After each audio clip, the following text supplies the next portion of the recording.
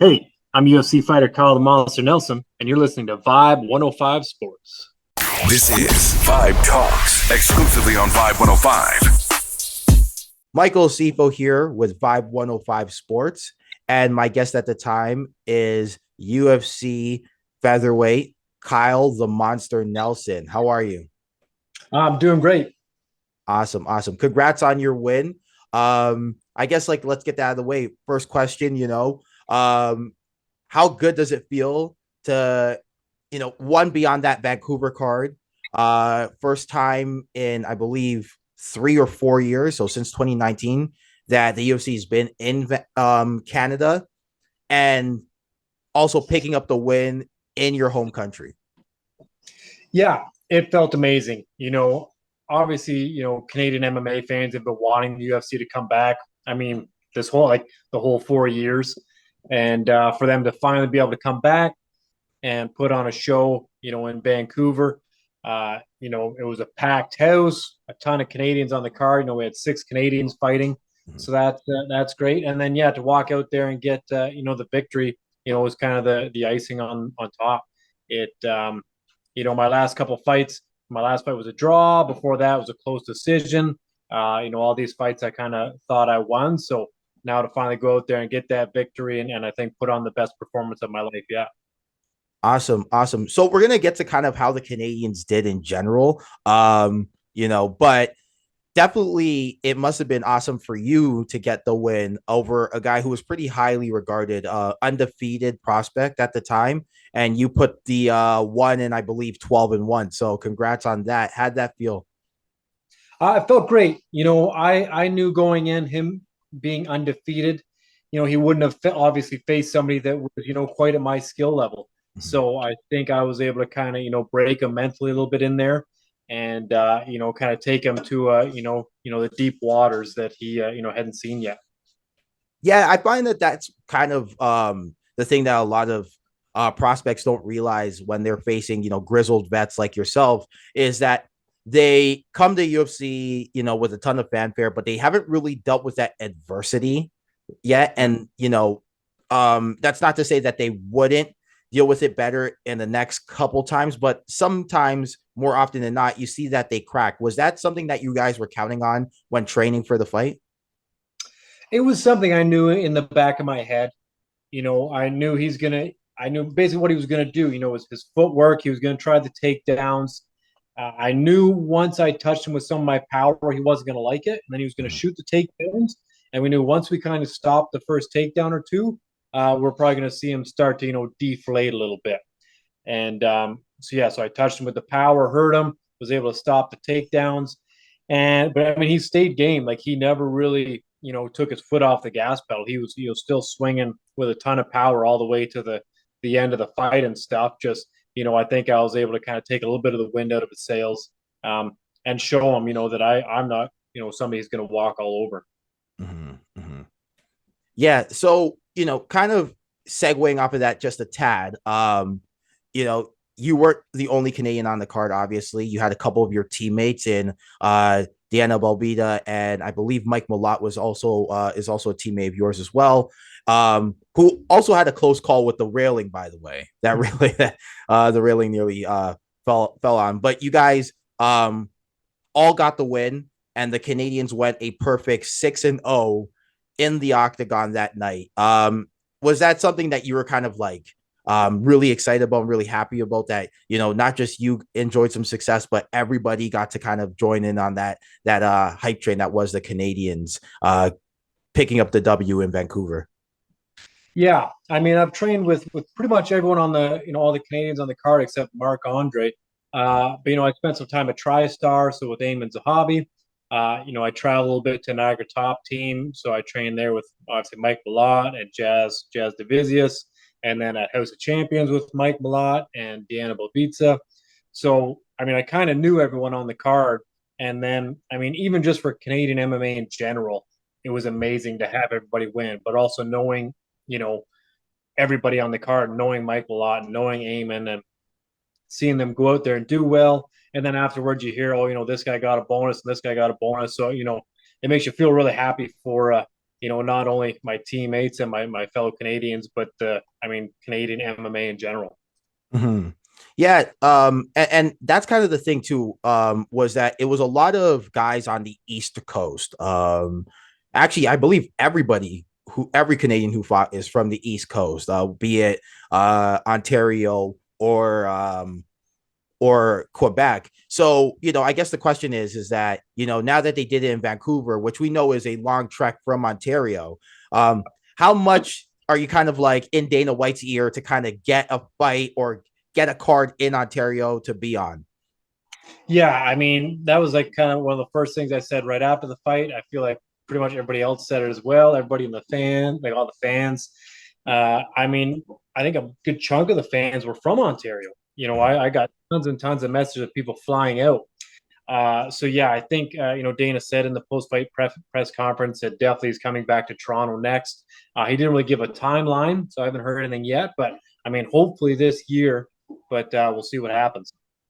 Yeah, for sure. So I guess kind of moving on and kind of delving a little bit deeper into your career, this is like we've mentioned, you're definitely a veteran in the UFC now. You've had, I believe, 5+ fights now at this point.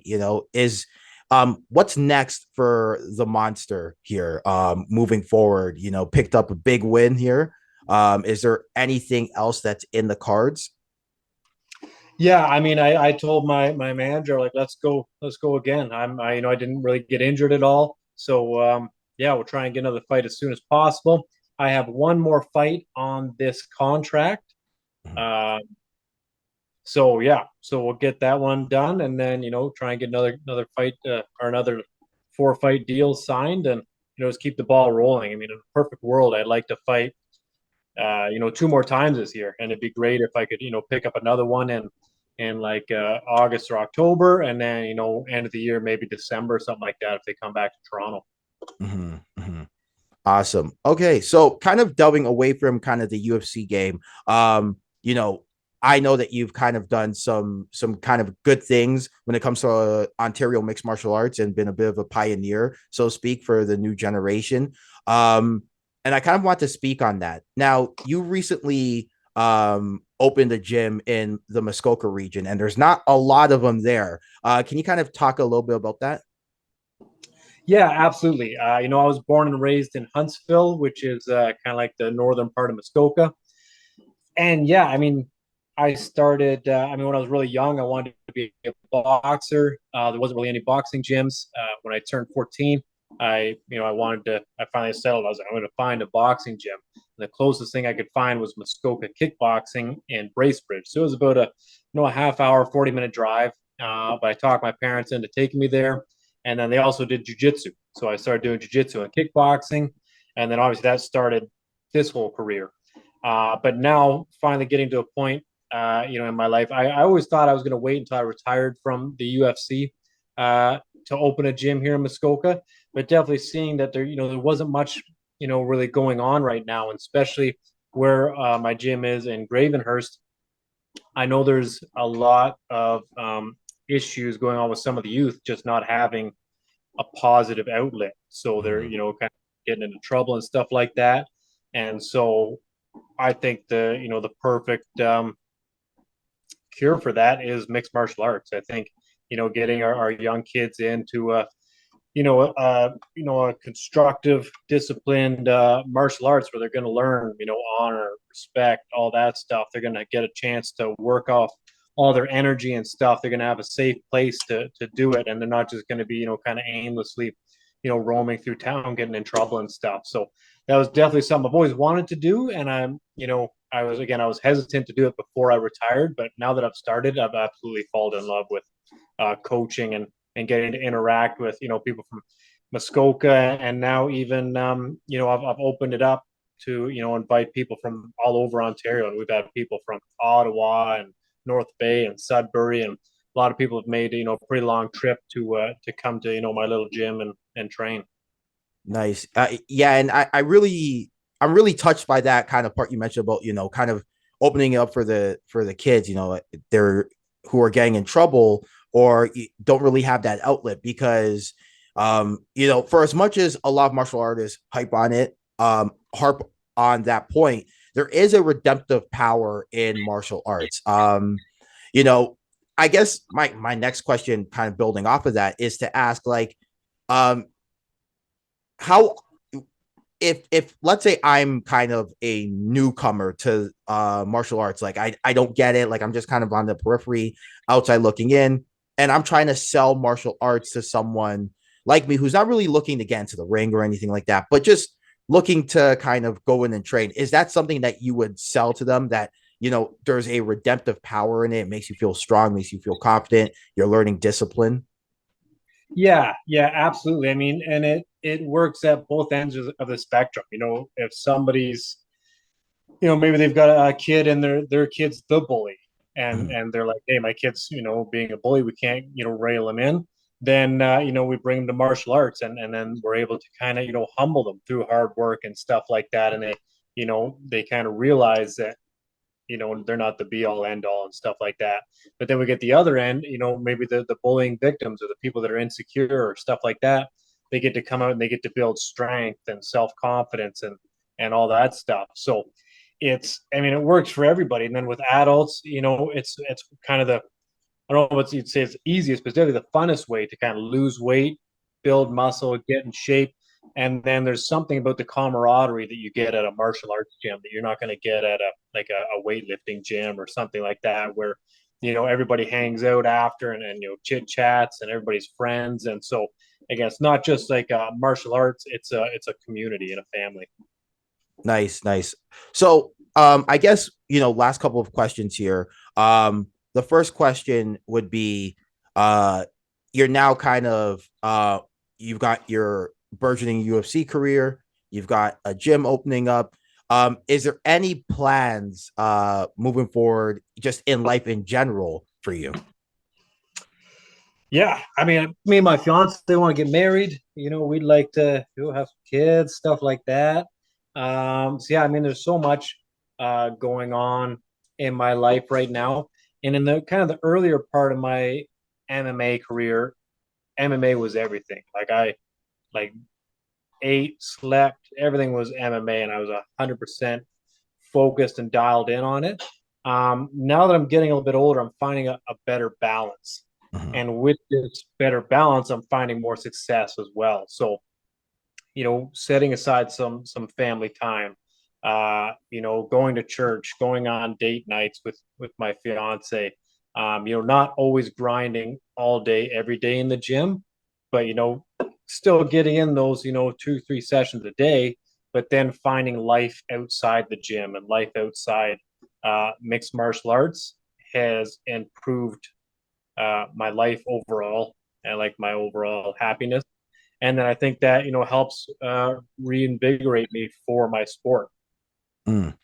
That's awesome. You know what? I was gonna say last couple of questions, but I got to ask about that. Like, a lot of times people kind of think, oh, if I dedicate like all my time to that, to something, then obviously, I'm gonna be better than the person who dedicates like maybe 70% of their time or 50% of their time. But from what I heard from that question, that's not necessarily the case, right? Is that something that I've been gathering or correctly gathering? Yeah, yeah, absolutely. And that's not something that I learned until very recently, within the last year or two. Uh, I do believe there's a point of diminishing returns as far as how much time you put into the sport. It's And I mean, I'm also getting older now. Like I'm 32, so when I was 20, I could train all day, every day. Be absolutely beat up, go to sleep, wake up, and I'm 100% again. Mhm. Now if I'm training all day, every day, it might take a day or two to recover from that as well. So, overtraining um, is a lot easier to do. Kind of now that I'm a little bit older, but I did put in all that work when I was younger to build the skill set that I have now. So I did need to go kind of all in there, at the beginning to build this skill set.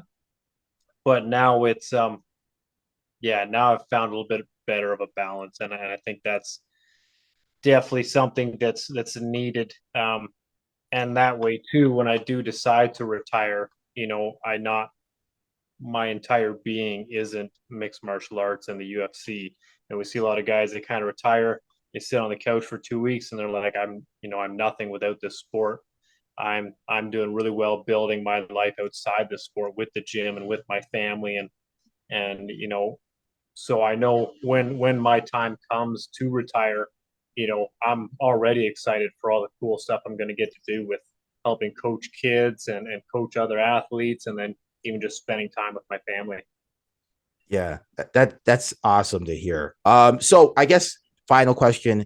If let's say I'm a person who's listening to the interview and I want to get more information on you, because you've obviously left like a great impression. Where can I find information on you? Like, what's your social media and anything else you want to shout out? Yeah. So just check me out on Instagram, the Monster 705 _ UFC, on Facebook, Kyle the Monster Nelson, on Twitter, the _ Monster. And yeah, feel free to send me a message. I try and respond to everybody. So if you have any questions or anything, let me know. Yeah, it may take me a little bit. The messages have been pretty crazy since the fight. But yeah, and then obviously, thank you to everybody that's supported me so far. Muskoka Martial Arts, my gym, House of Champions, some of my sponsors, the Sport Lab, Bodog, Urban Beard, Sheath Underwear, GLC Construction, Muskoka Renos, Moose Delaney's, and then my coaches, Alin Halmagine and Adrian Woolley, and then obviously my fiance, Claudia, for all of her help through the training camp as well. Nice. Awesome. So thank you for joining us today on that. What is probably a busy time for you coming off that win, and hopefully we can talk to you again soon down the road. Yeah, thank you very much. Vibe Talks exclusively on Vibe 105.